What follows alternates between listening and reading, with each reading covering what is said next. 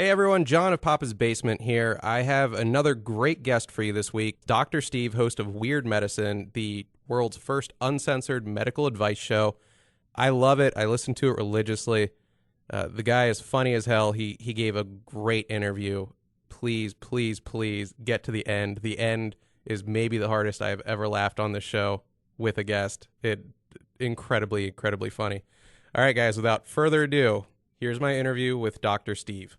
For those of you into Sirius XM, it's a double treat the past couple weeks. I know last week I managed to get producer of the Opie and I guess now Opie and Jimmy show, Eric E-Rock Nagel, on the show. And this week I have Dr. Steve. If you're a fan of Opie and Anthony, you no doubt are quite aware of Dr. Steve and his great show, Weird Medicine. It's also available as a podcast, which I've been getting deep into the podcast as of late.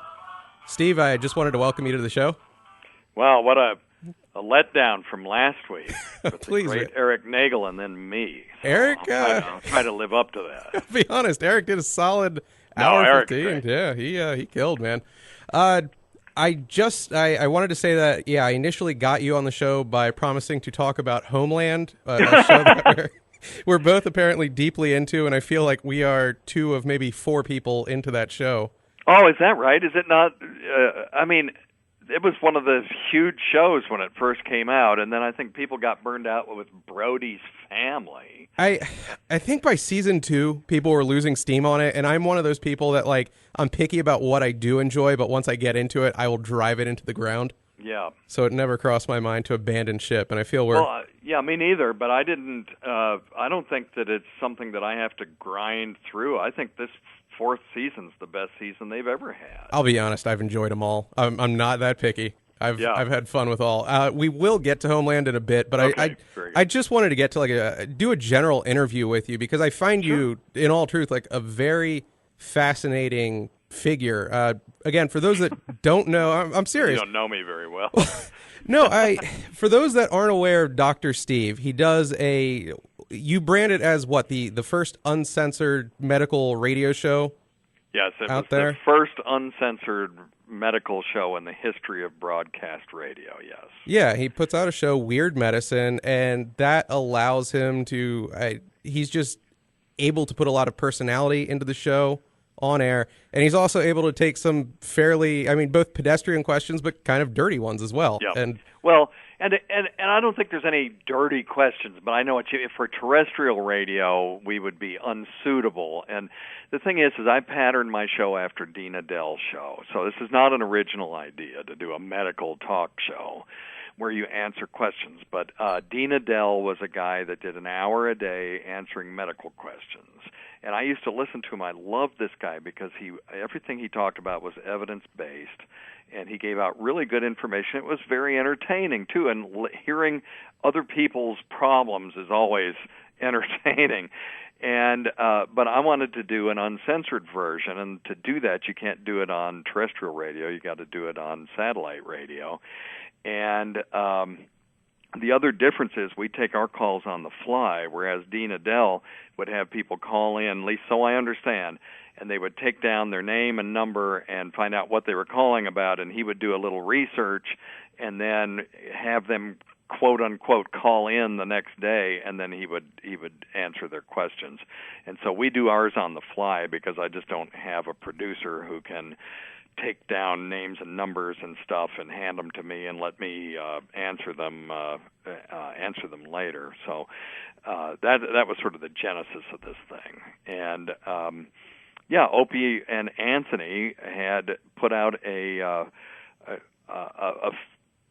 notice to their fans that if you had an idea for a radio show, give them a call or send them an email because they had some capacity to put some things on Saturday night, and they would consider any ideas. And at that time, I was the medical advisor for the channel anyway, but I was behind the scenes. I was never on the air. And I just said, hey, I got this idea of doing a medical talk show, but we can make it uncensored. And that way we could answer questions that without regard to the content, it wasn't so much that I wanted to drop F-bombs. It was that I could allow the caller to use normal language when they're describing, for example, their genitalia. Yeah. And without having to censor it and go, oh, you can't say that on the air. You know, they can say anything they want. And that sort of freed things up. Of course, as time went on, we've been doing this 8 years now, that I sort of liberalized my speech, too. So, yes, I do drop the occasional F-bomb. Usually directed at my co-host, who's an idiot. GVAC, correct? No, I was thinking P.A. John. Oh, because he tries to be funny, and sometimes I have to put him, say a few words to him. But I found I don't have to be funny because I'm not naturally a funny person, but the material itself is entertaining enough that I don't have to try to be funny. And P.A. John just hasn't figured that out yet after 8 years. You feel he tries too hard? Yeah, well, he just tries, and sometimes he nails it, and other times I have to, call him names. So you got like 8 of my questions done just with that one I'm little speech. sorry. No, it's amazing. I'm very long-winded. No, it's awesome. The first question I have, though, what the hell's a medical advisor to the Opie and Anthony channel do exactly? Right. Okay, well, so what happened was, back in the day, when they first started, Jim Norton, who was one of the hosts of that show, and Ron Bennington, who is one of the hosts of the Ron and Fez show that was also on that channel, used to be on this thing called AOL Instant Messenger. And you could run into them every once in a while, and I would just, and they'd be on there talking to people, and you could just send them an instant message and say, hey, I'm a fan, love the show, and all that stuff. And Jim, at that time, said, and this was the only reason I can talk about this, because he immediately talked about it on the air the next day.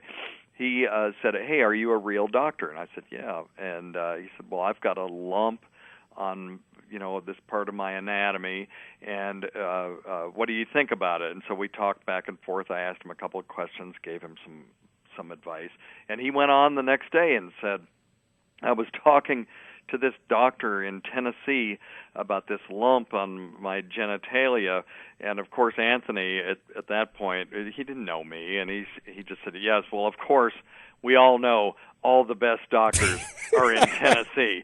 And it made me so dang mad that he said that. I was laughing, but it was like, well, I'll show you guys. And so I sent him my curriculum vitae, a.k.a. my resume. The next day I faxed it in. And, it's I'm not tooting my own horn, but I'm the editor-in-chief of a national medical journal, and I've got about 100 articles in the medical literature, and I'm a professor at a couple of medical schools, and blah, blah, blah, blah, blah. And I said, here, take that if you're going to criticize doctors from Tennessee. And they found it funny that I did that, and so we struck up a bit of a friendship. It was a little tentative at first, but then they would ask me things behind the scenes. What do you think about this? Sometimes it was a medical problem they had, but a lot of times, do you remember the cinnamon challenge? Oh, it's just eating a bunch of cinnamon, if I recall, right? Yeah. Which, by the way, I do not recommend. I think it's a bad idea. But they asked me about it. Do you think this would be safe to do? I said no. They did it anyway, but those were the kinds of things behind the scenes that I was involved in. And if I recall, I don't want to interrupt, Eric Nagel almost choked to death doing that, right? Yes, yeah, they almost had to call emergency medical services on him. Since the outcome was okay, it's now funny to go back and listen to. Yeah. If he had ended up in the hospital, it would have been, the fact that they were doing it live without trying it first and didn't pre-record it could have been evidence in a court of law. Oh, they were that close to being the We for We contest. Right, but it turned out okay. And, other people, there's lots of cinnamon challenges on YouTube, and they're all funny as long as they turn out okay. So I do not recommend that. There were reasons why I recommended that they not do it, but they did it anyway, and that's cool. I don't demand that they do what I tell them to do, and I don't demand anything. They just ask me questions. I give them the answer to the best of my ability, and what they do with it is up to them. The amount to which you have permeated that show given your relationship to them. It's amazing to me. Just, I can't tell you, even in my car, like for no reason, my brother and I both listen to the station a lot. Whenever we utter the word fluid, it's always spoken as Dr. Steve. I think it's so ridiculous. anyone that listens to Opie and Anthony can do a fluid. Now, if I say it, you have to say it, yeah. Then I find and I realize that I do. I mean, I say it a lot. If you're going to talk about medical stuff, you're going to be talking about fluids, especially if you're talking about the things I'm talking about, which are, abscesses and secretions from different parts of the body and all that kind of stuff. You're going to end up saying the word fluid a lot, and so it's become my just the word that's associated with me, and I think it's hilarious. It's just so funny because when they first started making fun of me, just the way I talk and my vocal crutches and all that stuff, I thought it was hilarious. That's how I knew that I was part of the club, was when they started making fun of me, because they really don't do that unless they despise you, which I knew that they didn't, or if they really like you. If they just don't think about you, you just don't get mentioned. So that's awesome. I sent in some wine to those guys. I'm an amateur winemaker, and they did 45 minutes on what a goofball I was and all the horrible things that they imagined that I must make my wine out of, given my profession. And it was the funniest thing. And people were like, gosh, does that not bother you that they just called you those names and they made fun of you for so long? It's like, no, this means they like me. And I loved it. It's one of my favorite things in radio that I was never a part of. Yeah, I just want you to know that their mentions of your wine go well beyond that 45 minutes. Oh, I know. I think years after the fact, I heard the term Dr. Steve swill wine bandied about. Right. Always swill was the nicest thing they said about Now, it. you've touched on this a bit so far, but I just wanted to ask again and clarify. The show, and this might elicit a laugh from you, the show is not your livelihood, correct? It is. That's correct. Yeah. No, I thought it was going to be, because, Dean Adele made a living doing it. And when we finished our first show on October 13th, 2007, Anthony Cumia of the Opie and Anthony show, who, whether you agree with his views or not, he was one of the biggest names in radio at the time, and came up to us and said that was the best first show that I've ever heard. And we were on cloud nine, and we walked out of the studio at West 57th and looked up at the Parker Meridian, and they have condos up there in that building, and P.A. John and I were like, we need to get one of these condos. I wonder how much one of these costs, because we're going to need to have a place in Manhattan that we can crash in when we're commuting to the city to do our show. And then, of course, that first year, we did everything for free, and then the second year, we started doing our show more regularly, and we were doing it for free. And then the third year, we were doing it monthly, and we were doing it for free. And then we realized we probably aren't going to make enough to buy coffee at Starbucks in Manhattan, much less have a condo in Manhattan. We are getting paid now, but I got a check the other day for $23 from Sirius XM because we skipped a show and everything went to taxes. So yeah, we're not making any money doing that. I really wanted to do it because they have given me so much joy on that channel and the Ron and Fez show that I just wanted to give something back, and sending them cigars or sending them gifts at the holidays just didn't seem like enough. And this is a way that I could give back to their, it's weird, but giving back to their fans just free medical advice somehow seemed like it was payback for all the joy that they've given me. Because I got to be honest with you, there was a time in my life, and it was right around 2005, that I was very depressed and wasn't sure that I could keep getting up every day and doing my job. And those guys on satellite radio are the guys that they had a lot to do with pulling me out of that funk, and I just really feel like I owe them something. And it's so doing it for free or for the pittance that we make is perfectly okay with me, because it just feels like payback, if that makes any sense at all. And I know it doesn't make sense. They gave me something, so I'm giving something to Sirius XM, which is free services, but I'm doing something for their fans. But somehow to me that it makes sense. No, it makes sense to me. Actually, my next question was, given your quality as a broadcaster, because I think anyone hearing you can hear that you speak well, you can carry a conversation, and a lot of people who are on air and making a lot of money, I feel, aren't of your caliber. I don't have to cite like the Kardashians. Like I think they have radio shows right now and stuff like that. Right. And I mean, I don't have a sex tape, so that's why I don't have their level of fame. And if I did have one, it would be only hurt. Right, it would only hurt. It would be a different sort of fame, and it wouldn't be good. But it's, I don't know. I'm not really a broadcaster. My original degree was in radio, television, and motion pictures from the University of North Carolina at Chapel Hill, and I worked in TV. I was an audio engineer, and I did camera for Mid-Atlantic Championship Wrestling, and was involved in their whole thing in the 70s. And I always wanted to find a way that I could meld those two things, because I really did it just because it was an easy major, and I was too afraid to go to medical school at the time. And later on, when I got the cojones to actually drop everything and go back to school and go to medical school, I set aside my radio and television career.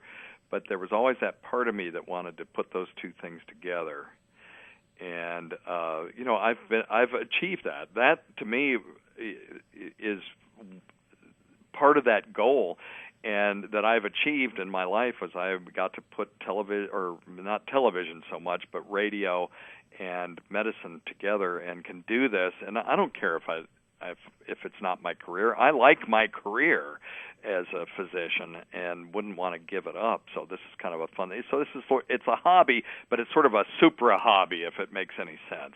It's a little more than a hobby, less than a career. But I've met so many great people. I've got so many friends that I've met through doing this, including my comedian friends who I don't treat them long distance, but I can advise them long distance. And, like Robert Kelly has become a friend. We spent Thanksgiving together. One of the greatest guys in the world, Greg Hughes, the actor who plays Opie on the Opie and Anthony channel. He is a true friend. I mean, our families know each other, and we hang out. I'm friends with Anthony. I'm friends with a lot of the different comedians that I interact with. And I've got listeners who have become friends as well. And so it's expanded my life. My wife isn't into the whole radio thing, but she's also friends. I mean, she appreciates the fact that we have friends that she can hang out with. She's friends with Bob Kelly's wife. She's friends with Greg Hughes's wife. She enjoys just making the trip to New York. I mean, it's done nothing but make our lives better.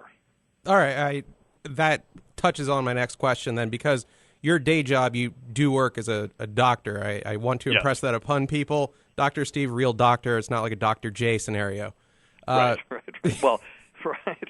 Yeah, it's and the thing, and I tell my listeners too, you don't know if I'm a doctor or not. I say I am. This is for entertainment purposes only, because you got to check out any advice I give you with your regular physician. And we make a real point of that, because how's somebody supposed to know? And on top of that, I don't want the responsibility. I don't know. I'm not taking a complete history, and I'm not doing a physical. I'm doing a radio show, and I'm using people's questions to educate people, but not really to give medical advice per se that people should follow. They always need to take that with a grain of salt and take it to their medical provider and see if it makes sense to them. My next question, like I said, I listened to the show. I love it. And you're an open guy. Like, for example, a couple weeks ago, you just casually threw out there, and I'm kind of the same way on my show that, you just love lesbian porn, lesbians especially with big breasts. Like, does that sort of, and first of all, God bless you, you have excellent taste. Thank you. But does that sort of candor ever blow back on you in your professional life, or are most people like, hey, I want the cool doctor, the guy who talks about this stuff on air? No, it could. There certainly are people who would not understand some of the things that I say on there, and so that's why I don't use my real name on my show. But and that's just to have deniability, so I can say, yeah, that guy sounds like me. Not me though. Don't necessarily agree with what that guy's doing on his radio show. He is handsome though. But and the logo for my show is a cartoon that really doesn't look like me. So, but yeah, it could. I get more blowback on stuff I say from my wife. And, and I'm always assuming that no one's listening, too. And that's why I've become so much more open with the things I say. But, when I say things like that, what I'm doing, there is a purpose behind it, is I'm opening it up so that people say, well, if that guy can say this, then there's nothing I can't say to him on his show. So it frees people up to tell me what's really going on with their lives. Because I did 20 minutes on the most horrific bowel movement I've ever had in my life on my show, and people listening to your show may say, what kind of show is this? I don't want to hear that. No, they won't. No, they won't. But I was really, it's something that happened in my life. I'm very honest. I've never, knock on wood, told a lie on my show other than saying this name that isn't mine, about something that's going on with me. I learned that kind of stuff from Howard Stern and from Opie and from Anthony and Jim Norton and Ron Bennington and Fez Whatley, that you be honest, and people will respond to you if you're honest. If you do some fake radio persona, it's not going to fly. People will pick up on how fake you are, and some people may enjoy it, but most people won't. And that's not the kind of show I want to do. I want to do an honest show. So, but I talk about those things so other people will feel okay calling in and talking about their things. All right. Well, I want to take advantage then of your presence on the show and ask you a medical question. Okay, sure. I figure we can do this and then do a couple seconds on Homeland, and then I will let you get back to your... Yeah, absolutely. All right. So I had an ex a few years ago who smelled very strongly, just pungently, of fish down there. Okay. And I've listened to the show enough and done enough Googling where I'm guessing she had vaginosis. Probably. My question to you is, how did she not know she had that, or did she and just didn't care? Because it was overwhelming to me. Okay. But what's her story with it?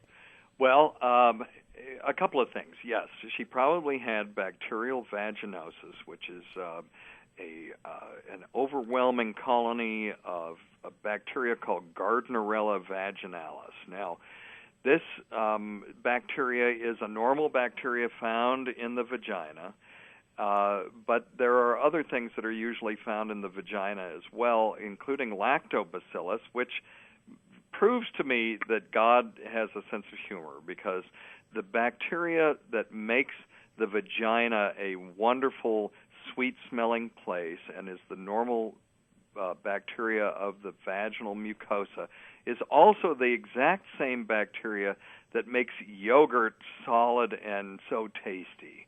So it just amazes me that these two things could be related, but it shows that God is not also all-knowing and all-good, but also all-efficient, because if you can use one thing to do two things, why not do that? So it is the same bacteria, but every once in a while that colony of lactobacillus will be taken over by this colony of Gardnerella vaginalis, and it gives off a very distinctly fishy odor, particularly in the presence of a strong base. So the way that we'll diagnose this is we'll take a sample of vaginal fluid, put it on a slide, and drop potassium hydroxide on it. And then when you do that and you take a sniff, it's called the whiff test.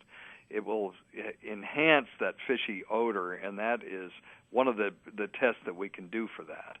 Now, it can be treated. We treat it with lactobacillus. So what you can do is take a small amount of plain yogurt in and put it in a douche with some warm water and douche with that, or sometimes you can just insert it using a monostat inserter. It's sort of a little syringe thing that comes with monostat, where you suck up the monostat. Well, you can suck up yogurt into it too and insert it directly into the vagina. You can also take a medication called metronidazole, which is an antibiotic that kills preferentially Gardnerella vaginalis. But when you do that, you can't drink for the time that you're taking it because it can make you sick. So those are some things that you can do for that. Now, why she didn't know is for the same reason. If you have a cat and a litter box in your house, and you can live in there and never smell cat, but someone comes in your house and goes, God, how many cats do you have? Because there is the nose can only smell certain smells for a period of time, and then that smell goes away, and then the brain just shuts off sensitivity to that smell. And so she couldn't smell it, but you could. Wow, that is an analogy for the ages. My good Lord. Well, you could use paint. New paint smell. You put the paint up, and after a day, you don't smell it anymore. But someone else coming in your house can smell it. Everyone, I think, has had that experience where they've gotten what's called tachyphylaxis to the smell, whereas the effect of the smell goes away the longer you smell it. Take a rose, just a nice example, and keep smelling that rose. After a while, you won't be able to smell it anymore. And that's just how the nose works. God, that is the best answer. Wow. What the question you should have asked, though, is how do I talk to her about this so that she can get it fixed? Oh, it's a completely different question. You know what? I asked that on air rhetorically after we broke up multiple times. So yes, please give me that answer. No, I don't have an answer for you. Okay. There's no easy way to do it. You have to be very close to her, and you have to do it very carefully. There's a whole protocol that we have in medicine. It's called Buckman's mnemonic for breaking bad news, and it's called the Spikes mnemonic. And the first thing is setting. You have to have the proper setting. You can't do this while you're driving in a car getting cheeseburgers. You have to have the proper setting. And then you have to find out what the patient's perception is. Do they have any knowledge of it or not? And then you have to, break the bad news in small chunks, and then you have to have empathy, and you have to validate them. Hang on a second. Somebody's trying to get in this room. Sure. Let me see who it is. Oh, come on in. Okay, it's my resident, so I'm going to have to go. And there's this whole mnemonic for breaking bad news that you have to use, and it would be and then when they start to cry, you have to show empathy and then use validating statements. Like I think anybody in this situation would feel the same way you do, and those kinds of things. So it's somebody. This isn't a casual conversation that you would have, and it needs to be somebody that you know very well. But if it's a deal breaker for you for being around her, then you have to have that conversation. But you have to do it in the most gentle way possible, and then just be ready for the blowback. But and then volunteer to go to the OBGYN with her if she wants, and she's going to go, hell no, I don't want you anywhere near me right now. But, mission accomplished, so there you go. Well, Dr. Steve, thank you so much. Hopefully we can do a Homeland talk another time then. Oh, okay, yeah, no, Homeland. Well, I think we did in the beginning. I'm all in. I can't wait for the finale. This has been the best season ever. If people tapped out after season 2, I think they need to get right back into it again, because this has been the most suspenseful of all of the seasons to me. I mean, there's been times when I've been like, I cannot wait to see next week's episode, because adrenaline is absolutely pumping. That whole little spoiler, but when she is looking through the drone trying to lead her ex-boss through the city to get away from the Taliban guys, I thought I was my heart was going to beat out of my chest. I mean, that was brilliantly done. Absolutely brilliantly done. No, I love the show. Dr. Steve, I figure I have to let you go at this point, but just thank you so much, and I hope to talk to you again at some point. Okay, man. All right, take it bye. easy. All right, people, I hope I don't have to explain to you why you should listen to the show of a man who can segue gracefully from why a girlfriend with a smelly vagina is like a litter box right into a summary of why Homeland Season 4 is amazing. Dr. Steve hosts, again, Weird Medicine, which is on XM 103, Sirius 206, the Opie radio channel. And thank God he also has a podcast, the Weird Medicine Podcast. If you do iTunes or Stitcher or any of that, just look up Weird Medicine and you will get his show. It's one of my favorite podcasts. Please give it a listen. Find Dr. Steve on Twitter if you heard him this way and give him a shout out. I would appreciate it a lot. All right, we're out of here. We're home free. School's out, baby. Good show? Nothing to talk about, nothing to critique. Great show, great guest tomorrow. You go home, have a glass of wine, whack off. I'll see you tomorrow. That's the post-show critique? Yeah, you're the best. It's my time to go. I successfully burned all my bridges. Nobody loves me, and I don't love nobody. Then he said penis. Yeah. Then he said masturbation. Then he said vagina. That was cool. Had a mighty hard time, but I'm on my way. Had a mighty hard time, but I'm on my way. It's a mighty hard climb.